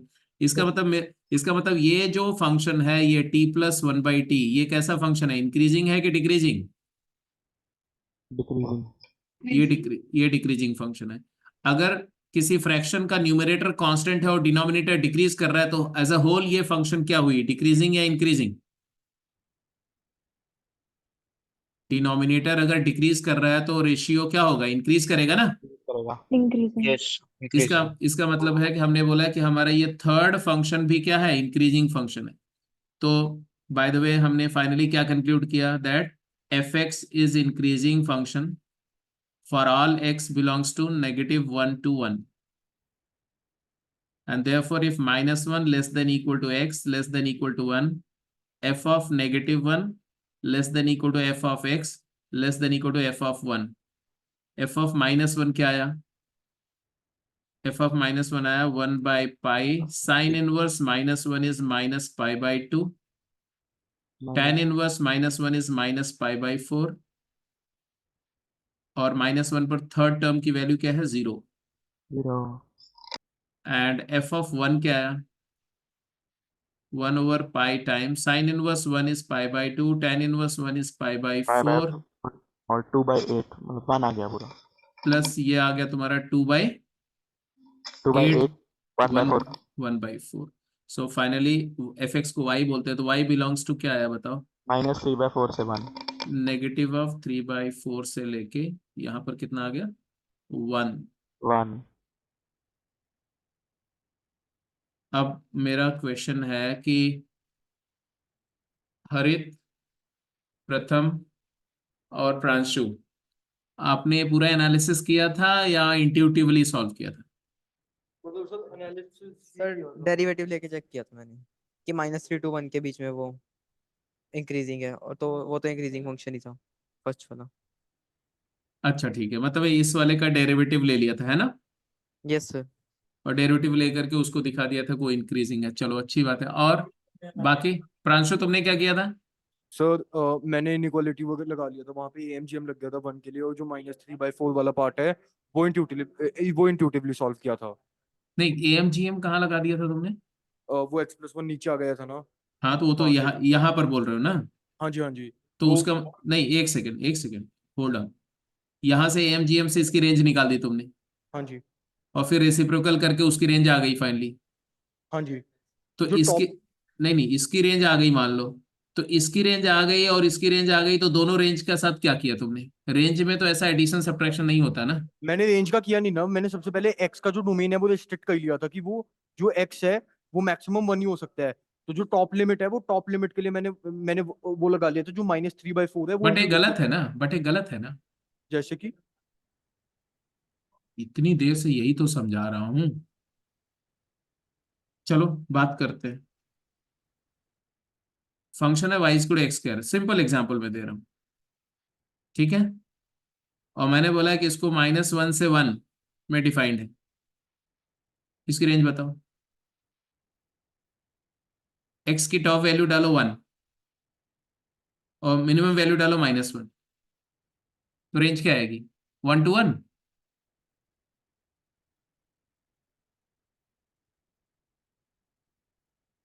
Pranshu, yes sir. तो आप डिस्क्रीटली मैक्स वैल्यू और मिन वैल्यू डाल करके और फंक्शन की रेंज निकाल दे रहे हो, वो गलत हुआ कि नहीं हुआ, कॉन्सेप्चुअली गलत हुआ कि नहीं हुआ। ठीक है, ये तो ऐसा था कि कोइंसिडेंटली ये फंक्शन इंक्रीजिंग था तो सही आ गया आपका, हाँ जी। तो ऐसा नहीं करना है आपको, यस सर।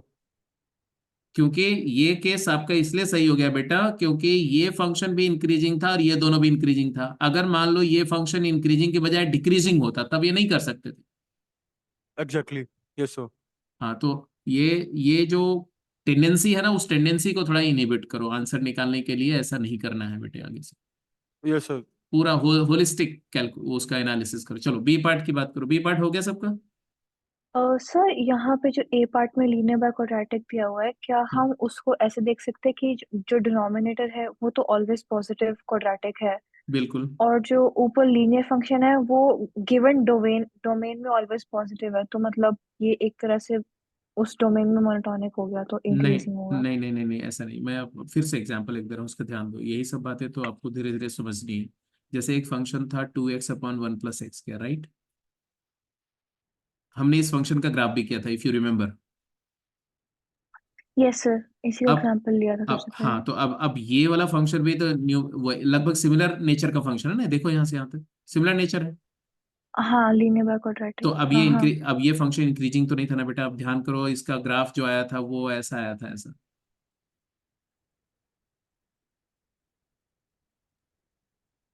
Okay sir. ये मोनोटोनिक नहीं है ना, ये पहले डिक्रीज कर रहा है, फिर कुछ मिनिमम वैल्यू ले रहा है, फिर इंक्रीज कर रहा है, और ऊपर वाला भी न्यूमरेटर भी इंक्रीज कर रहा है, मान लो डिनोमिनेटर भी इंक्रीज कर रहा है, तो इंक्रीजिंग बाय इंक्रीजिंग तो इंक्रीजिंग नहीं होता ना, वो तो डिपेंड करेगा कि न्यूमरेटर ज्यादा फास्ट इंक्रीज कर रहा है कि डिनोमिनेटर ज्यादा फास्ट इंक्रीज कर रहा है। Okay sir.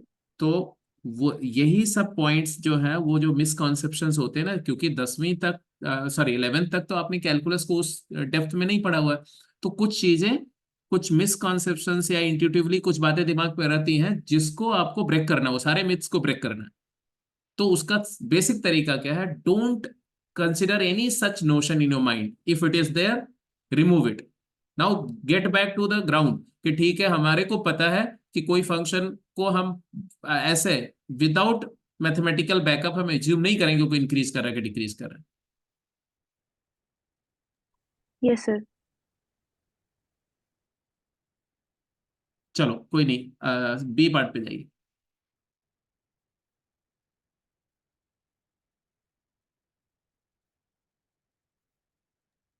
Sir 0 closed pi by 2 open. 0 closed pi by 2 open. हाँ जी। आर्ग्यूमेंट प्लेस करो बेटा।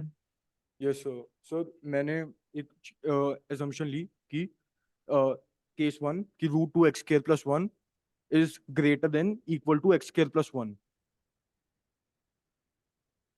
हम्म।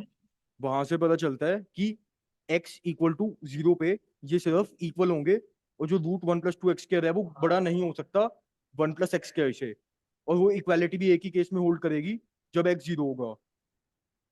एग्रीड। तो इसका मतलब अगर अपन x इक्वल टू 0 रखते हैं तो वहां पे मतलब हमें वहां पे 0 मिल जाता है।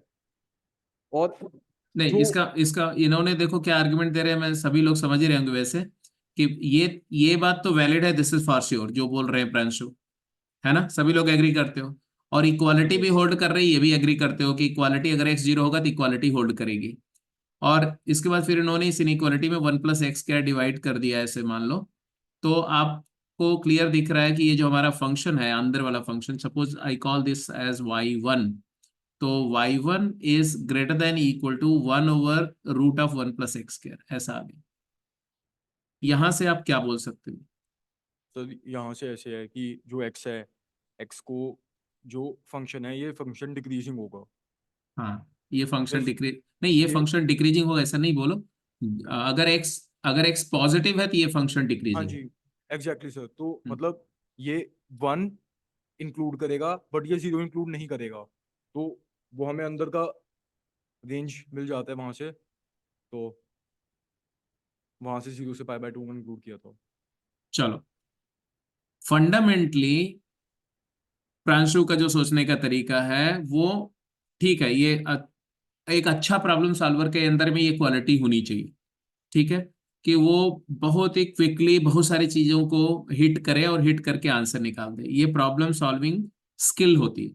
लेकिन इसमें एक चीज हमेशा ध्यान रखना कि इसी स्किल के साथ में आपको थोड़ा सा इनहांस करना है अपना कॉम्प्रिहेंसिव एनालिसिस वाली स्किल। मतलब प्रांशु को मैं सजेस्ट करूंगा कि वो अपने अंदर में जो एक कंटिन्यूअस रिगरस एनालिसिस को ब्लेंड करें अपनी प्रोसीजर में, ठीक है।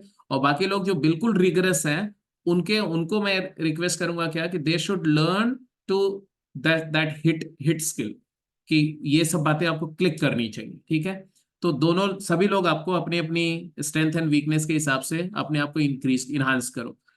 तो यहाँ पर अब बात देखो, बहुत सारी बातें यहाँ पर है। एक बात तो ये है कि √1 + x² की बात करो तो ये फंक्शन इवन फंक्शन है, इसका वैल्यू मिनिमम 1 है ना, तो ये 1 से इंफिनिटी लाई करेगा, बोलो हाँ या ना। Yes sir. एंड देयरफॉर इसका रेसिप्रोकल है 1 greater than equal to 1/√1 + x² greater than 0।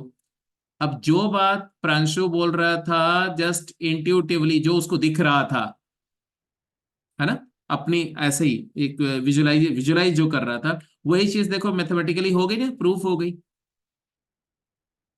0 open to 1। अब इसका मतलब है कि ये क्वांटिटी 0 ओपन टू 1 है, और y1 जो फंक्शन है ये इससे बड़ा है। ऐसा हुआ कि इस ये क्वांटिटी से बड़ा है, तो y1 की वैल्यू यहां से क्या क्लेम किया इन्होंने, ये बोल करके क्या क्लेम किया?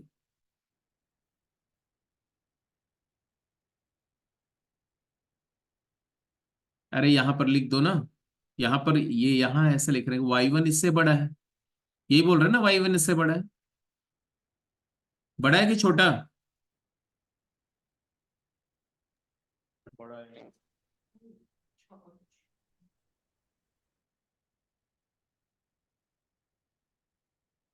तो अगर आप बोल रहे हो कि 1/√1 + x², ये चीज जो है वो 0 से 1 के बीच में लाई कर रही है, फिर आप बोल रहे हो कि जो y1 है वो इससे बड़ा है या इक्वल है,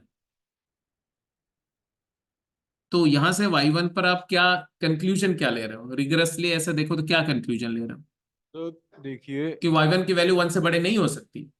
सर, मैं ये कह रहा हूँ, जो आपने वो इक्वालिटी लिखी है ना, 1 प्लस रूट के अंदर 1 + 2x² प्लस x² + 1, हम्म, आप एक बार वापस लिख सकते हो अलग से? ये लिखा हुआ है देखो यहाँ पर। नहीं नहीं, वहां से एक बार मैं प्रोसीड नहीं करना चाह रहा था। अच्छा ठीक है, चलो। हाँ बोलो, क्या लिख दूं मैं? Root 1 + 2x² √1 + 2x², yes. Greater than equal to x² + 1। Root of, नहीं, ओनली x² + 1, ओनली x² + 1। मैं कह रहा हूँ कि दोनों एक साइड। सेकेंड, नहीं मैं नहीं मानता ना आपकी बात को, ऐसा थोड़ी जो कुछ आप बोलोगे उसको मैं मान लूंगा। क्यों? मैं समझाओ मुझको। ये ऐसा है नहीं, मैं चेक कर रहा हूँ।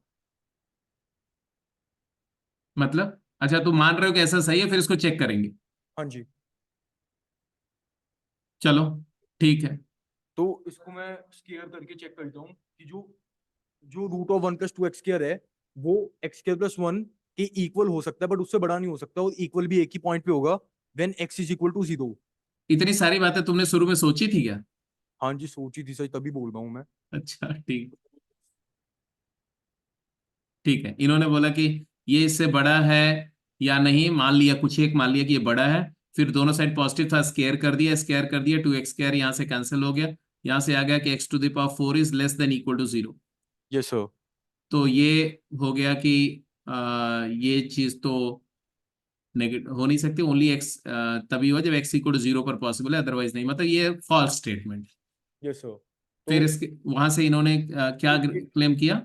इट मींस कि जो x = 0 है उस पे जो अंदर वाला फंक्शन है √2x² + 1 हाँ अपॉन ठीक, x² + 1, ठीक है, उसमें ठीक है, मान लिया तुम्हारी बात को, कि इससे आपने बोला कि बिकॉज 1 + x² जो तुम्हारा है ये less than equal to this है, तो 1 + x² से डिवाइड किया तो 1 लेस देन इक्वल टू ये फंक्शन आ गया तुम्हारा।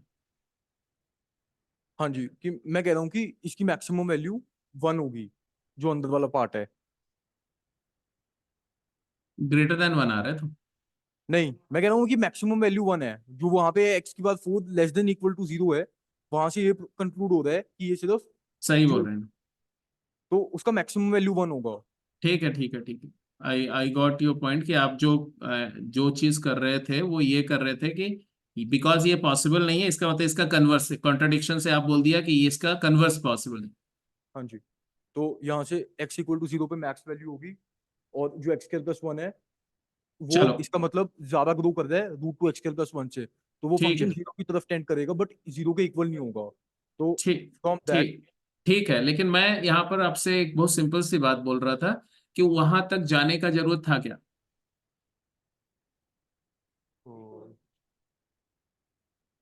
तो सोचा नहीं, मतलब मैंने कोई दूसरा वे। चलो एक बात तो कंफर्म है कि ये पूरी क्वांटिटी पॉजिटिव है, ये तो सीधे ही दिख रहा है, नेगेटिव तो हो ही नहीं सकता कभी। Yes sir. 1 + 2x² upon 1 + x² is always positive. Zero भी नहीं हो सकता है ना, क्योंकि जीरो होने के लिए न्यूमरेटर को जीरो होना पड़ेगा, which is anyway not possible. हाँ जी सर, 0 भी नहीं होगा। और अब बात है कि इसकी मैक्स वैल्यू क्या हो सकती है, और वो मैक्स वैल्यू के लिए ही वो सारी एक्सरसाइज करी जा रही है। इसकी मैक्स वैल्यू क्या हो सकती है अगर आप ये जानना चाह रहे हो, तो पॉजिटिव और नेगेटिव का तो वैल्यू सेम है, तो आप केवल पॉजिटिव के लिए आप एनालाइज कर सकते हो इसकी मैक्स वैल्यू क्या हो सकती है, उसके लिए आप क्या करोगे, इन्फिनिटी पर इसकी वैल्यू क्या है।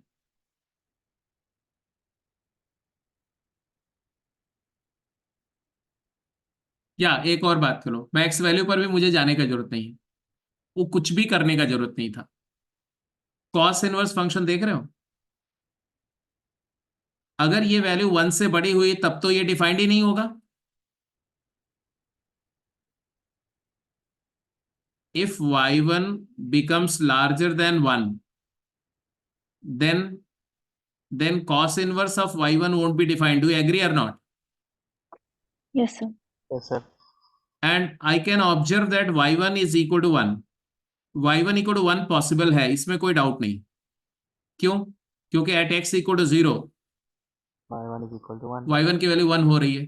अब मैं क्लेम कर रहा हूं कि इसकी वैल्यू 0 हो नहीं सकती, 0 से बड़ी है, और 1 से 1 हो रही है, 1 के बियॉन्ड होगी तो फंक्शन ही नहीं डिफाइंड होगा। तो I can say that under domain restriction, within the domain restriction, I can claim that this quantity lies between open 0 to 1. अब यहां पर एक ही पॉइंट है, एक ही ट्रबल है इनफैक्ट, कि can it be 0?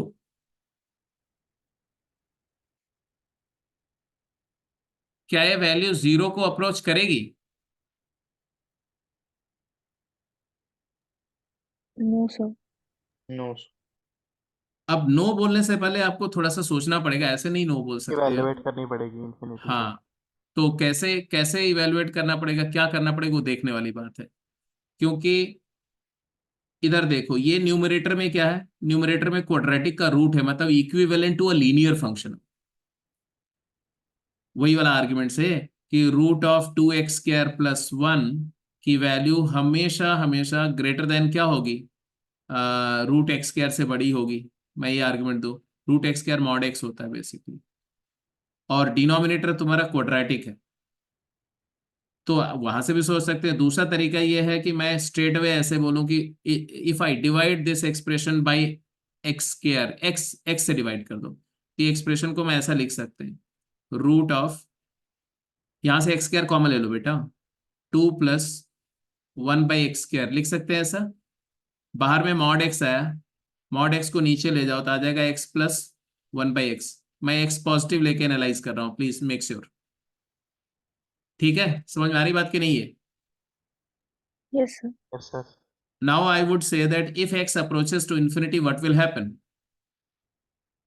If x goes to infinity, then this quantity is tending towards root 2 numerator, because 1 plus x² will become 0, 1 plus x also tends to 0.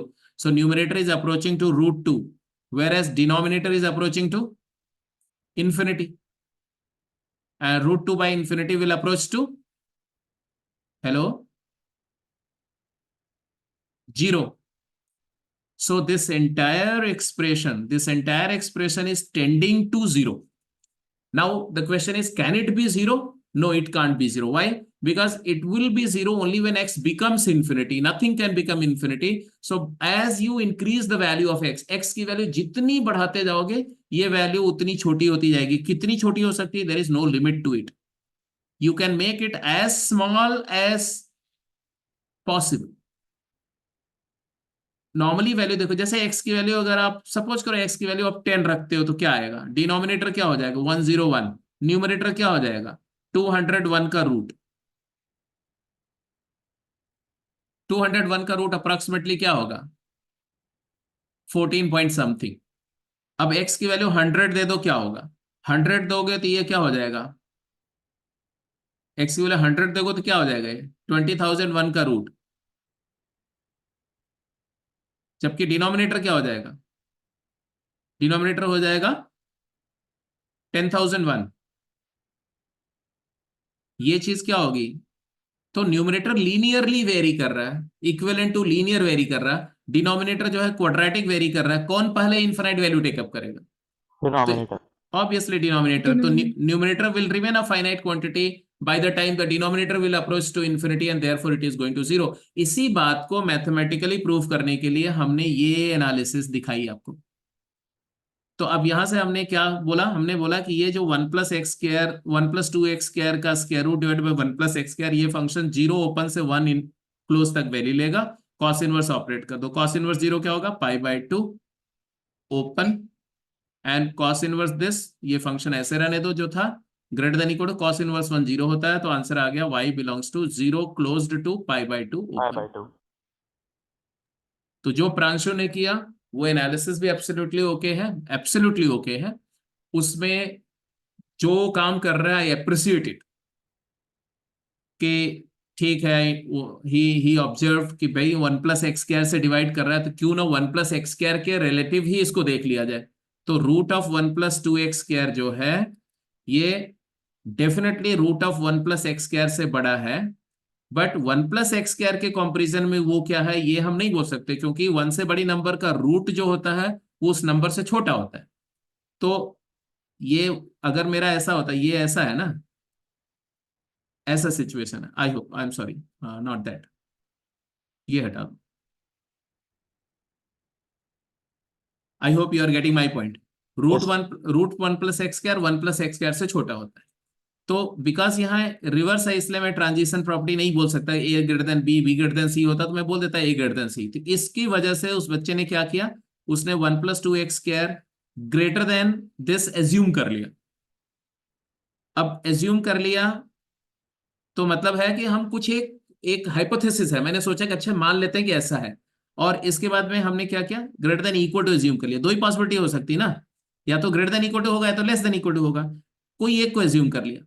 अब ये एज्यूम कर लिया, फिर उन्होंने स्क्वायर कर दिया, स्क्वायर कर दिया तो आ गया 1 plus 2x square is greater than equal to x square, मतलब x to the power 4 plus 1 plus twice of x square.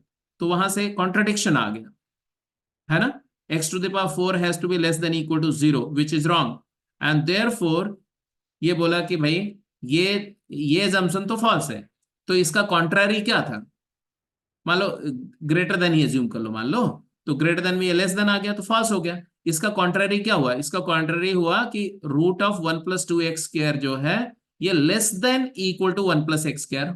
ये बात सही है, ये false है तो ये ट्रू है, उसका निगेशन ट्रू हो गया।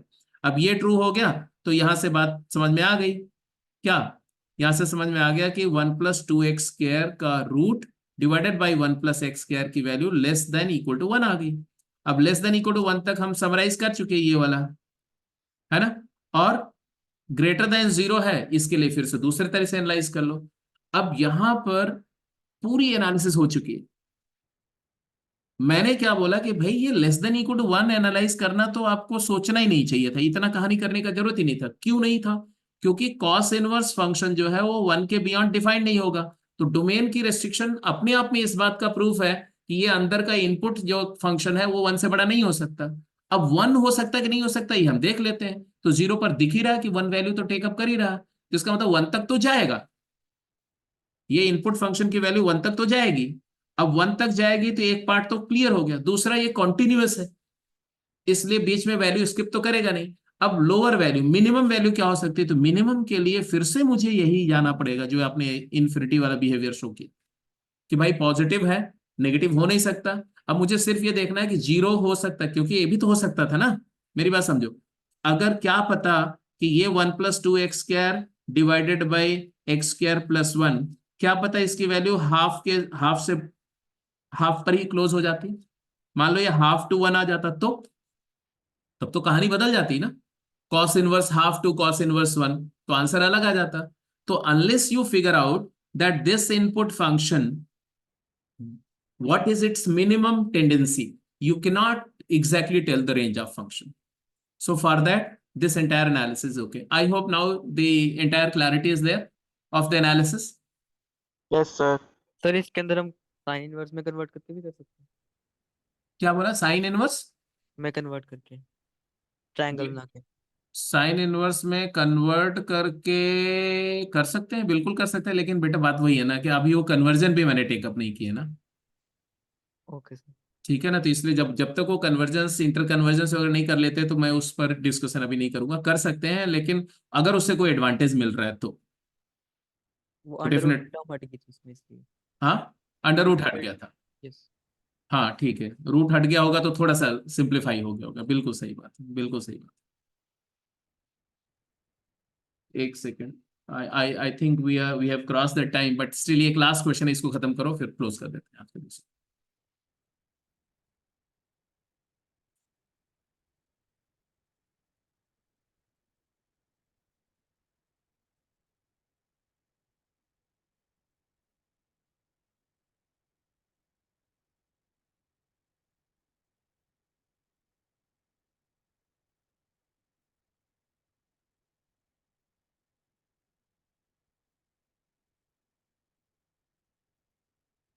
Sin inverse x plus sin inverse y plus sin inverse z equal to 3 pi by 2. Just I need that you work out verbally, don't use your pen. What do you conclude from this information? Maximum value है तो x और Y और Z तीनों 1 हो जाएंगे। हाँ, x और Yes, y और sir. z तीनों 1 हो जाएंगे। Very correct. समेशन फ्री आ जाएगा। तीनों 1 हो गए तो इसका मतलब है ये पूरा एक्सप्रेशन क्या हो जाएगा, ये वाला 1 1। 1 हो गया। तो ये हो गया तुम्हारा सिग्मा 1। अब ये साइक्लिक सिग्मा है ना, क्योंकि एक्स वाई है, तो एक्चुअली ये इसको एफ एक्स वाई बोल देते हैं मान लो। तो बेसिकली ये लेफ्ट हैंड साइड जो है तुम्हारा, जिसको आप बोल रहे हो सिग्मा एफ एक्स वाई, और 3 variable x y and z, ये हो जाएगा तुम्हारा f x y plus f y z plus f z x, 3 आ जाएगा। and each of them is 1, तो 1 plus 1 plus 1 and therefore it is equal to 3। ठीक है जी, क्लियर है?